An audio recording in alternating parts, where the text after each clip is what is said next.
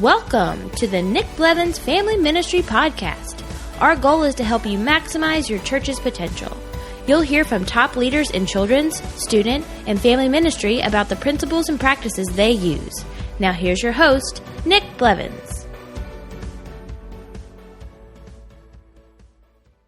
What's up, everybody? Nick here. Hope you're doing well. It's episode 56, and in this episode, I talk with Gabe Boucher of Worlds of Wow. I actually reached out to Worlds of Wow because I thought it'd be fun to talk to somebody there about what they do to help churches. They help churches by creating environments, mostly for kids, but even for students and adults. And they just try to create amazing environments that make it irresistible for kids, that make them, want to run to church, and make them love being there, just make it stand out and fun and all that kind of stuff. And so I thought it'd be good to talk to somebody from that team just about what they do. What does it look like? That way, for any of you who have never pursued that or talked about it, maybe you thought about it, but you don't really know much about how that works. We dive in and look at the process and what does that look like. And then we also talk about different things that their team has learned being in churches, because, they're in churches all the time. And so they're picking up different things, and they just know some tips that all of us could use, regardless of whether or not we're going to use a company to design a space or not. These are tips that we all can use, and Gabe shares some great ones. So you're going to love this interview. As usual, you can get all the show notes at nickblevins.com/episode 56. We link to a bunch of things that Gabe provided, just pictures of environments that they have designed, what the process looks like, a document that kind of outlines that. A bunch of great stuff there in the show notes. I would love for you to leave a rating and a review on iTunes. If you listen to the podcast, if it's been helpful to you, that would really be helpful to the podcast. If you could go on iTunes and leave a rating and a review, that helps spread the word. Really appreciate that. I think we have a bunch of reviews now, which is great. Thank you to all of you who have reviewed the podcast. That's really, really helpful. So let's jump in now, though, and listen to my conversation with Gabe Boucher from Worlds of Wow. So today we're talking with Gabe Boucher from Worlds of Wow. Gabe, welcome. And how about you tell us a little bit about yourself and your family and your church and all that as we get going? Hey, thanks, Nick. It's good to be a part of your podcast and be with all your listeners here. And I'm Gabe Boucher. I'm a husband of 17 years. I've got two beautiful daughters, Lily and Anna, and my beautiful wife, Jackie, and come to you from being a former pastor and a children's leader, and now able to be a part of Worlds of Wow and help churches from all over the country really maximize their space and reach more people. So for anyone who isn't familiar, with Worlds of Wow, tell us, what you do specifically, how you help churches. Yeah, well, Worlds of Wow, we create ridiculously fun environments. I have a really fun job. I get to talk to churches all day about what they can do for their kids and family spaces.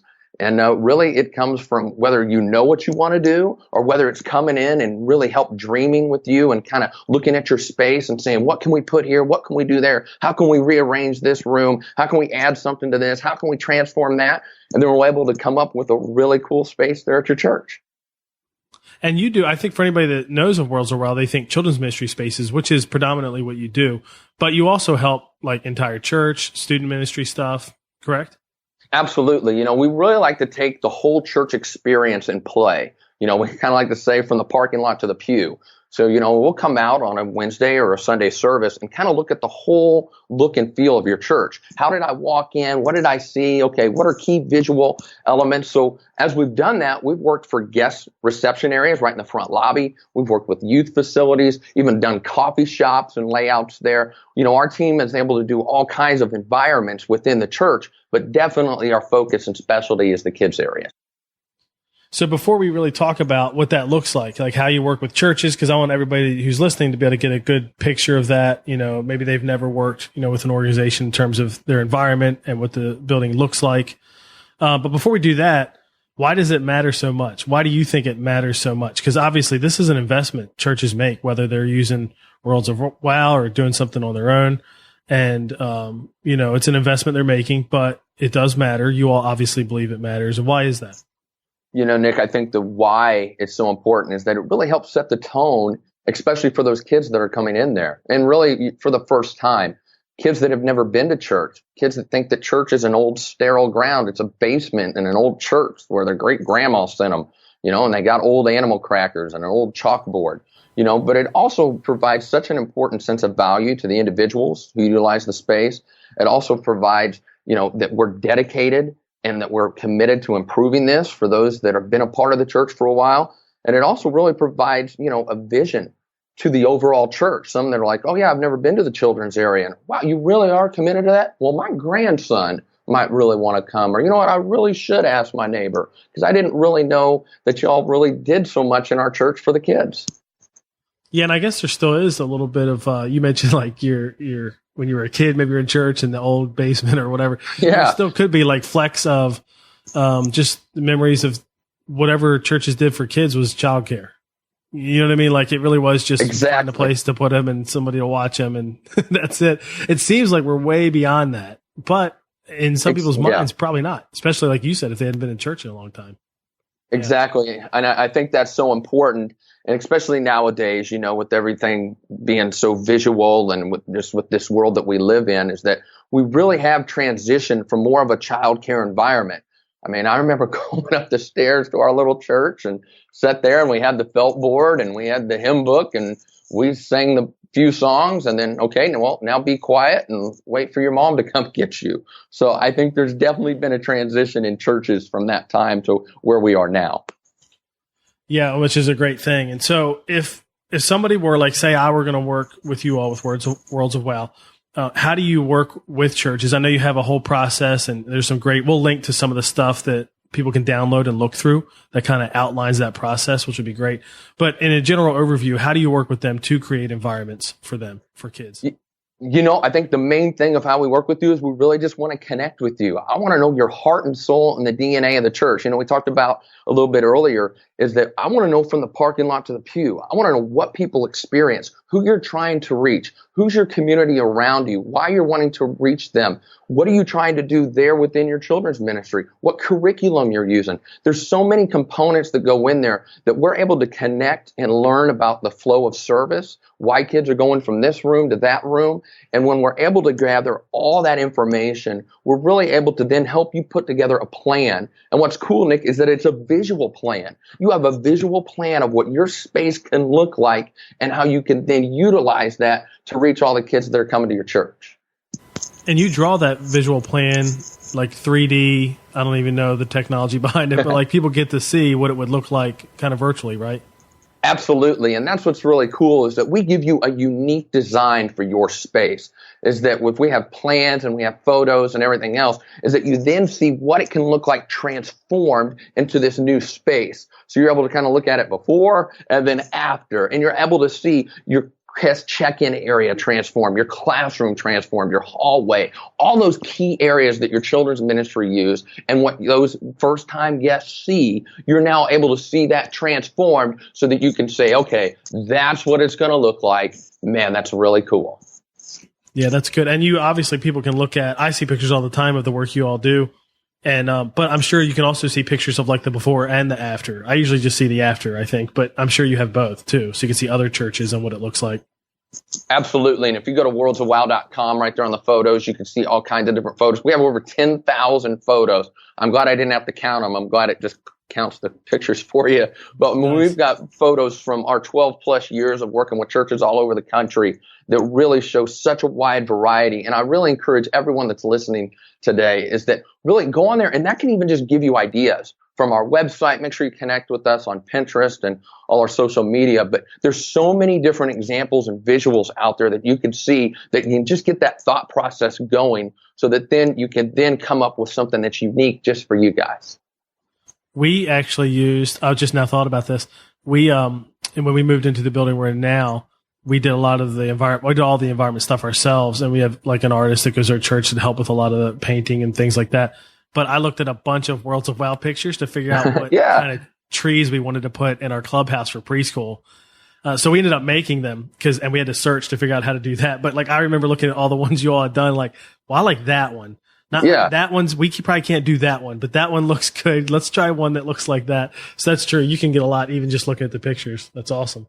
Man, there's all kinds of ideas that you can get from there. And we always tell folks, hey, make sure you take a look at that. And they can do just like what you did. Nick, you're a great example of taking a look at all of that fun stuff that we've been able to create and then just putting your own individual twist on it and then being able to add that to your environment.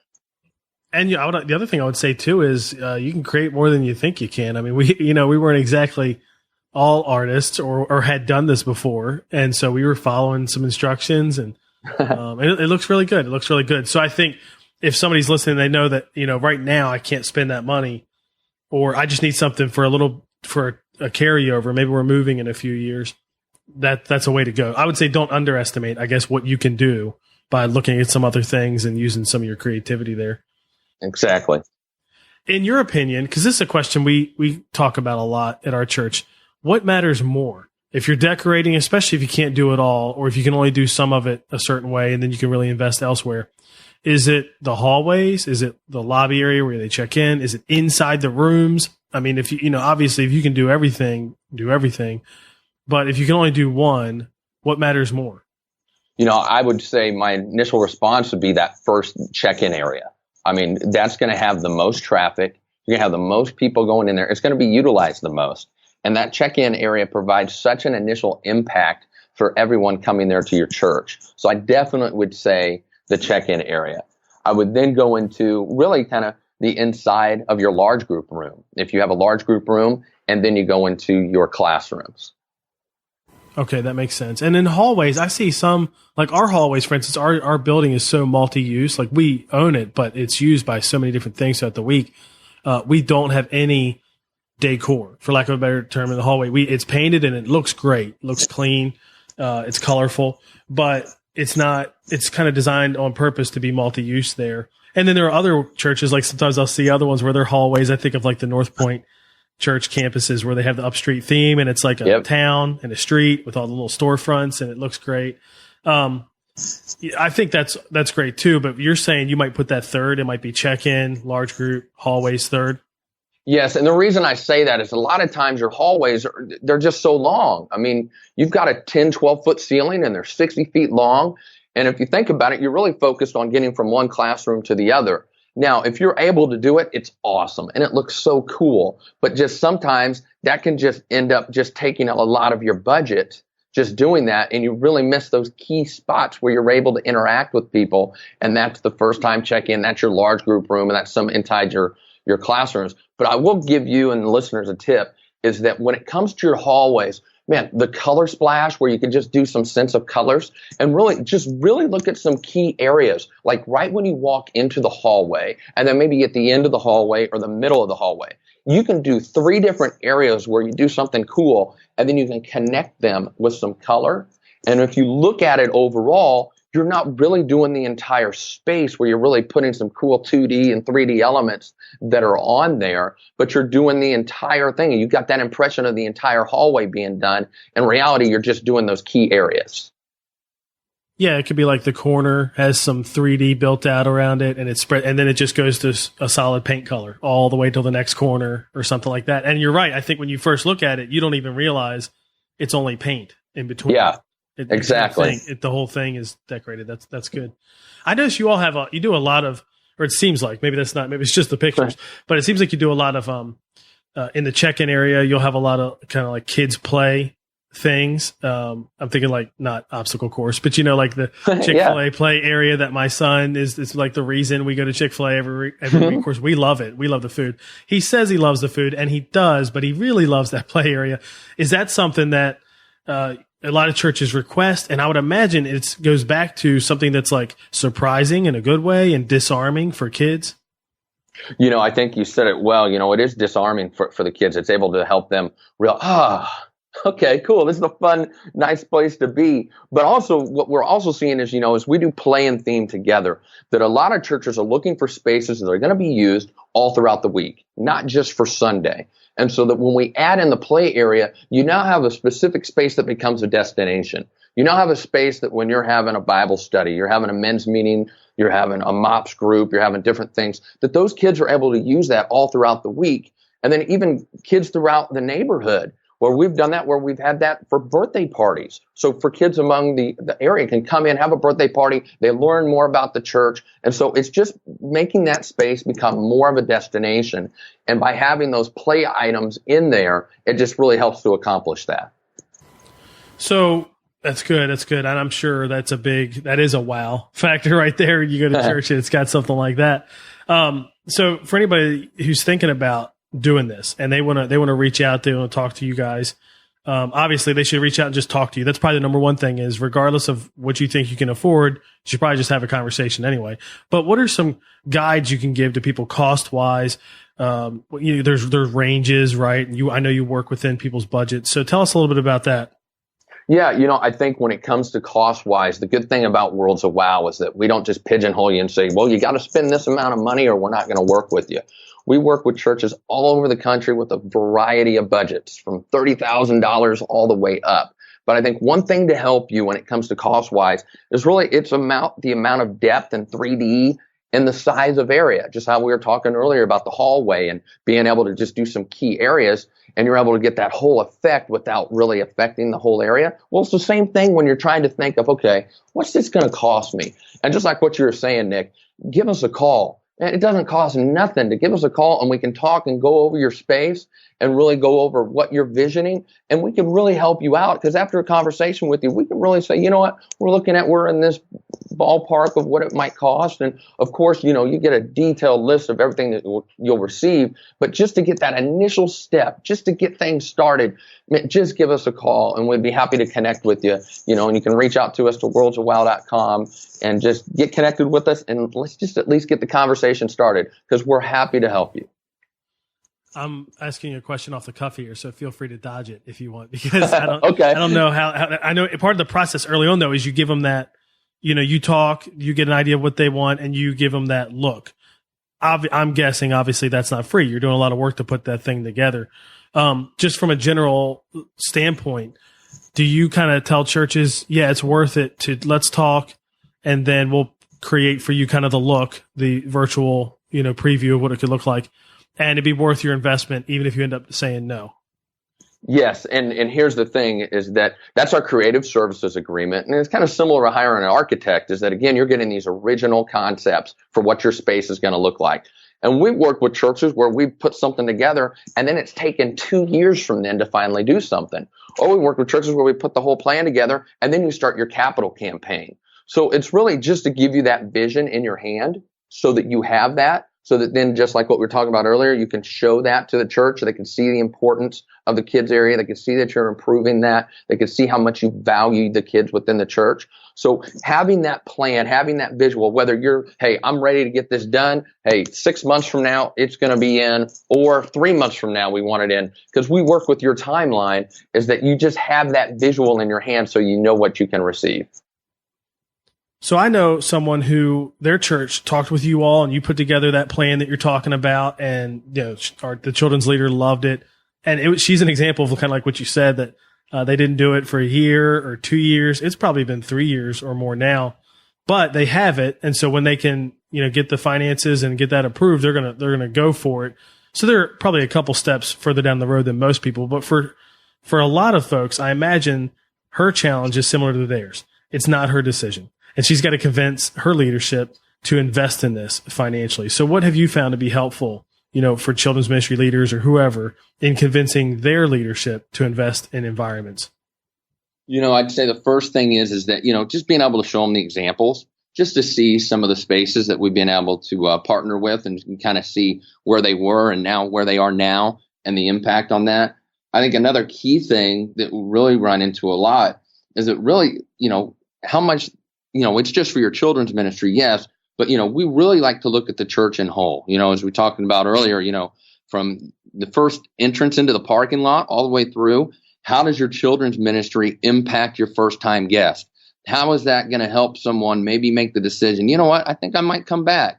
You know what? My daughter had a really good time and she thought it was so cool how it looked. And she was pointing at things and saying, Daddy, look at this and look at that. I think the overall impact that can have on your church, the fact that you've got people that have been a part of your church that haven't been back to the children's area for years, their kids are grown and old. And now all of a sudden, hey, church, we're so excited about our new children's ministry area. And look at that. Oh, wow, you guys are doing that. And wow, that looks really neat. And hey, I might want to serve back there. So it really has a more of an effect of guests and those that are already serving and those that are already a part of your church. And that how you could really just show the church and the community around you how much you've invested there in your kids' ministry. And that's really been kind of some of the key things that have been helpful when you're really wanting to explain this to your executive pastor, your lead pastor, and really what can happen there. And another thing is that leads on to that is don't be afraid to give us a call. We're happy to, and we've done it many, many times, of getting on the phone with your pastor. Okay, now what are you doing here, and why are you doing it, and what does this cost, and why are you putting that there? We're happy to answer all those questions to help you. Yeah, and I imagine most people do need to see it. So those pictures, that you have on the site of other churches, especially the before and after stuff, I imagine, would be pretty powerful. So at least they know exactly what we're talking about. We can go from this to this. Exactly. Roughly. I know you have to do kind of the creative contract and the virtual plan and all that to really give them a true price, but they can come to you. Actually, they can come to you with a budget too. Exactly. Maybe can't show you pictures, but it can give you an idea of what we could do for the budget that you have. That's true. That's right. And Nick, we do that all the time. Hey, I only have X amount. Oh, well, okay. Hey, this is, oh, really? I can get that for that amount? Yeah. Oh, okay. So again, the visuals, and again, just making sure you ask questions and that we could then provide you with some visuals to match that. Or, we don't know our budget. Or a lot of times you work with churches with, hey, we're doing a capital campaign and we don't know how much. It might be this much or it might be that much. But we'll help with the visuals. We'll help with this 2D video walking through of this is when you enter into the church and go to the right end of the kids' room. And here's what the large group room looks like. Here's the check-in. To just provide that visual just is a world of difference and really opens things up for your church. So you've worked with a lot of churches. And so we're going to kind of shift gears a little bit because we've been talking about the specific work you do and environments and all of that. But I know you've been to a lot of churches and you've picked up on some things, some tips that you would give to churches to help them with their environments. And this is stuff they can do. This isn't like stuff they're going to hire you to, make better. I mean, that you might do some of it if they want you to, but what are some tips you would give? Having been inside a bunch of churches and their environments, what are some things you would tell them? Hey, you should probably think about doing this week or this month to improve your environment. And it probably doesn't even cost that much. Exactly. And I think you said it right, is that it doesn't cost that much. And it's just sometimes it's some things that you just, man, I didn't realize that, or I just needed someone else to say that and to hear that, when you're able to go into all these different churches all over the country. And these are just some things that you kind of see all over, from small church you consider yourself, or if you're a mega church, and regardless of denomination or where you're at, is that one of the biggest things, and they kind of go hand in hand, is signage and traffic flow.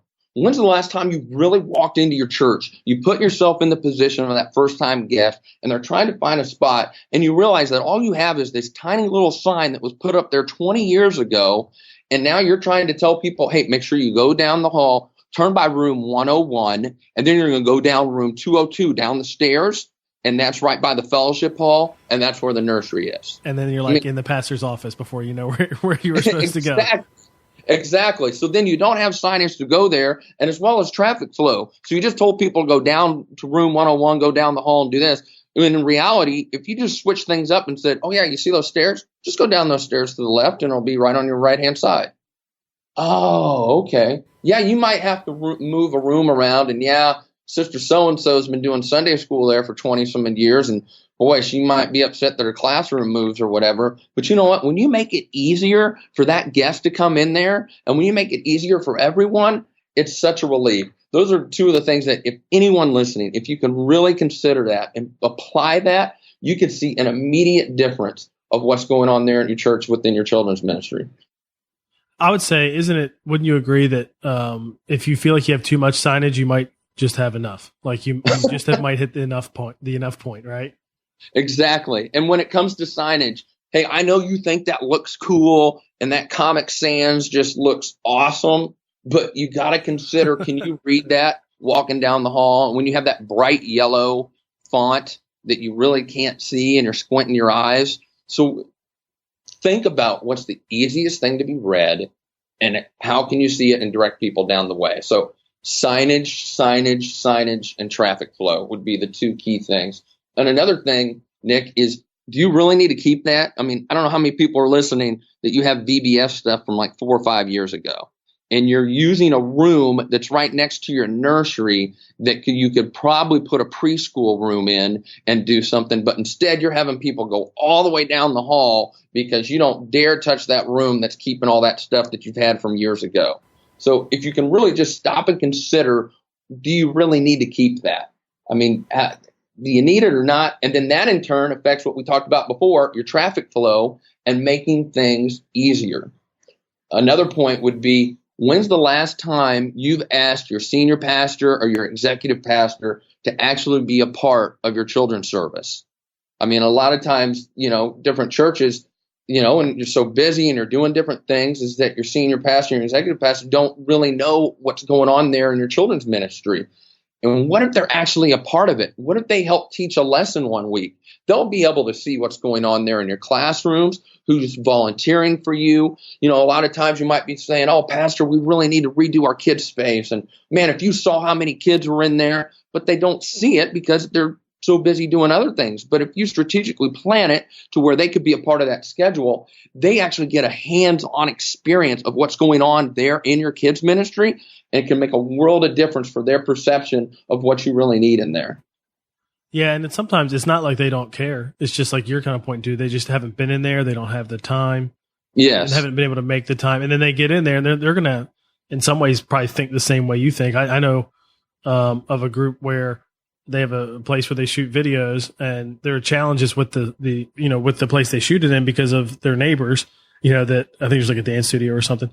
And if you're the pastor or you're the leader and you're the one in there that's recording and you have that interruption, or if you're the one that's in there with the kids and you're teaching and you realize the audio is terrible or whatever, now all of a sudden you have a different level of appreciation for it and you want to probably get it fixed, which exactly. is going back to the sign thing real quick. I don't know what, you all, when you probably make signs obviously for environments when it fits in and fits the theme and all that. But one, I would say never use Comic Sans. That's what I would say. But two, I just think, and yes, it costs money, but a lot of times if you go locally and get a sign printed on some type of plastic, or I don't even know the different types of material, and get that hung or mounted or whatever, and they're consistent. I think that's the other thing. Sometimes I'll see signage in churches where the one looks like it was designed totally different than the other one. So it's hard to connect them. Like, okay, I follow that one, and now where's the next one? I miss it. And I also think about every turn. Like you mentioned, down the stairs, to the right, this. I almost feel like every time somebody's got a turn, you need another sign. You don't need it, but they need it. Our staff doesn't even know the room numbers that well in our building. So how in the world can we expect, guests to know them? I think that's a good point. And another thing on that is that one thing we run into is that, and I know this might be sensitive to some churches, but a lot of times we're like, yeah, go down into the laser rapid room. And after you go to the laser rapid room, you're going to go into the fishtail room. And from the fishtail room, you're going to go into the rainbow extravagant room. But like I said, it's my first time there. I've got my fourth grader, and okay, honey, are you a rainbow fish or are you a laser pilot or something? Yeah. It's just, you'd be surprised how effective it is to say fourth grade room or elementary room, or if you have everybody grouped, there's different cases there. But honestly, the more simple you can make it, you will just hear an audible from people trying to find their way around your church. And again, you want that experience to be as easy as possible. And when you're able to just make it where they can have clear signage so that you know where to go and that you know that that's the fourth grade room, you've just made things a lot easier. And I want that cool rainbow room or the fish room.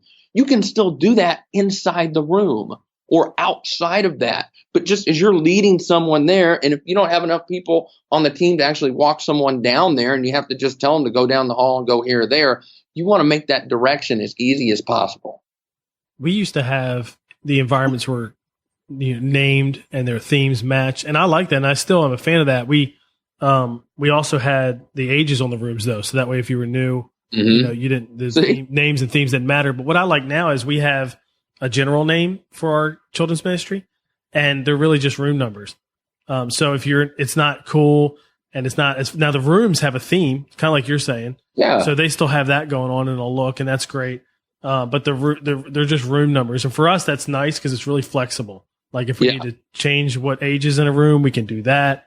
Nobody in preschool is arguing about which room their kid should be in because we don't really even say what age is in what room. That's more kept behind the scenes. Elementary, we do have an environment called the warehouse, but it's easy to find and it's the signs and all that point, which is great. So I agree. That's true. That is a good point because a lot of times that just gets really confusing. I think you can have all those environment names, but somewhere there needs to be like a sign that says where it is and something very clearly tells you which one your kid is in. Which could be the name tag, it could be the name tag. Is there anything else you think of, working with churches? Yeah, just a few other key items that I think could really help you is one, just take time and realize you are not quote that church, and it's okay. I mean, I think we all get envious, and you're looking at stuff on Facebook and Instagram, and you're seeing this church is doing this, and oh man, their kids ministry has 20,000 kids this Sunday. Oh man, I wish we had that or that. You know what, man, what about your community? And what about what you are doing in your community and the impact that you're having on those families? I mean, when you just stop and think and say, you know what, it's okay. We are our church. Look at who we're reaching. Look at how we're reaching them. Look at the lives that we're affecting. And, we all want to be able to have a heart for ministry. But yet we also, sometimes you get guilty of seeing some of these others and you're like, oh, I just so wish we were like them. But if you just stop and take a moment and say, you know what, look at what we got. This is our space and we're going to make it the best it can be. And you know what, God bless those folks that are able to do this and that. But we're able to do what we can here and we're going to just do the best we can with it. Yeah, I mentioned North Point churches earlier and they have that upstreet theme and it's like the hallways look like a town with different storefronts and all that. And a North Point strategic partner in Canada, Carrie Newhoff, anybody that's listening probably knows who Carrie is, and he's been on the podcast, obviously. I've been to their building there, and they have the same theme, because they're using the same environment name, Upstreet and all that. And they created their whole Upstreet kind of on their own. And even some of the other campuses of North Point, sometimes they've brought organizations in, sometimes they've done it on their own. And what I would say from visiting all of them is you never can assume that I either need, to spend all the money and be that church, or nothing. I would say that's not true at all. You can do, there's so much in the middle where you can do a bunch. I imagine you even work with churches where you do part of it, they do part of it. There's probably everything in between, and they should probably explore that as well. Absolutely. And I think you brought up a good point with that is that, we do that a lot. If you're like, okay, well, hey, for our budget, we have X amount to spend and how can we maximize that? Well, we'll lay out the entire big grand plan, but we'll say, hey, why don't you go ahead and do this part? If it's just a base coat of the wall, go ahead and do that versus when our artist comes in and they're doing a really cool mural or they're painting these 3D things when they're applying things on there. Let them do those key things that they focus on, but we'll give you a whole detailed design plan of all the elements that you can do, which in turn help with the overall budget. Let's go. Before we wrap up, is there anything else you'd want to share or tell people? And also, how can they connect with you if they want to learn more? Yeah, the thing I would really like to share with everyone is that don't be afraid to ask questions. It's okay. Really dig into it, especially, if you're curious about your environment and put things together, make sure you connect with us. Make sure you look at all our pictures, connect with that, get these ideas, and really kind of jot all your ideas down. And really just connect, and it doesn't cost nothing to ask questions. We're happy to talk with you and kind of see where you're at and look at some of your pictures and look where you're at. Because, man, when it all comes down to it, we really have a heart for ministry. And that's one thing that's really cool about Worlds of Wow is that a majority of all of our team members that are able to consult with you are former pastors. And my wife and I oversaw the children's ministry there. And David, who works here, he oversaw a church. And Wayne, he oversaw children's ministries. That we really have a heart for ministry and that we really want to connect with you and get something that's really strategic for you and your space. So really just know that it's okay to reach out. Make sure that you ask any questions that you have, and we're happy to help you throughout the way. It's just we've been talking through this whole time, whether you're just getting some ideas or you're getting a little bit of information or what can I do or, hey, we're ready for you all to do everything. It's okay whether any step of that way that you're going to just get started. That's great. That's great. And we'll link to in the show notes all the pictures that we talked about, and you even have some documents and resources to help people see like what is the full detailed process, and we'll link to Worlds of Wow and all of that. So I really appreciate you coming on the podcast, giving us a picture of this. I think a lot of people, some have worked with you all or with the organizations, they're kind of familiar, but I think many folks haven't done that at all. And so it's good to get a inside look at what that looks like. And I think the tips at the end, everybody listening should write those out and kind of go doing a quick assessment and figure out, okay, what do we need to do? Do we need to do any of these things that probably aren't even going to cost much money to improve our environment? I think that would be good. So Gabe, thanks for coming on the podcast. Really appreciate it.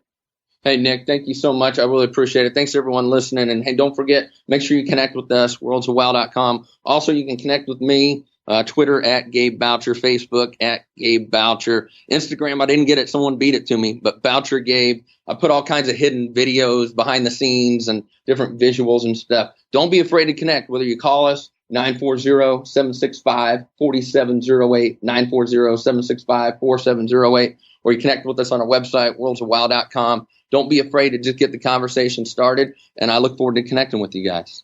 Great. Thanks, Gabe. Thanks so much, Nick. I love what Worlds of WOW and others that do that kind of work. I love what they do. I think environment is so important. I think it's extremely critical, and they just do great work. If you're familiar with them, if you've seen any of their stuff, if you go in the show notes and click the links to see some of the environments they created, you'll see what I mean. All of that can be found at nickblevins.com/episode 56. A couple action items that you can take coming out of this podcast interview is, one, take the tips that Gabe talked about that apply to all churches and do an assessment of your environment. Are there some things that you need to add or remove or adjust in your environment to make it more welcoming and make more sense for guests? And then if you're interested in working with Worlds of WOW, or you're just wanting some help with the idea of maybe designing your space, or you're going to be moving to a new space in the future, go ahead and reach out. Download those documents on the show notes there. They talk about what the process looks like. But, like Gabe talked about, you can talk to them, get their input, no pressure, and they can help you out for sure. So I'd encourage you to do that if that's something you're thinking about, if that's something you need now or in the near future at your church. That'd be really, really helpful. In the next episode of the podcast, I interview Frank Beeler, who was on in episode 2 way back a year ago, which was a great episode. So if you missed that, be sure to listen. We talked about empowering volunteers. This time, Frank and I talk about his new book, The Myth of Balance. Everybody who works in ministry knows that balance in many ways is a myth. It's hard to achieve. It's like that unicorn you can never find. And so his book is great because it really talks about that and then gives us tools and tips for what to do since balance isn't really possible. We also talk about his new role at Orange as the Executive Director of Leadership Development. What does that mean? What are some things they're releasing related to helping develop leaders like us? They're doing a lot of great stuff, and so he talks about that. And then we also talk about his other role as the CEO of Phase Family Centers, this new thing that Orange is working on, which is really cool. And he talks a little bit about what that is and what's coming and what the timeline looks like. So you don't want to miss that episode for sure. As always, you want to subscribe, and I'll see you in the next episode of the Family Ministry Podcast. Thanks for listening to the Nick Blevins Family Ministry Podcast. We hope this helps you maximize your church's potential. We would love to hear stories of how you apply what you've learned. You can do that by leaving a comment on iTunes or in the show notes at nickblevins.com.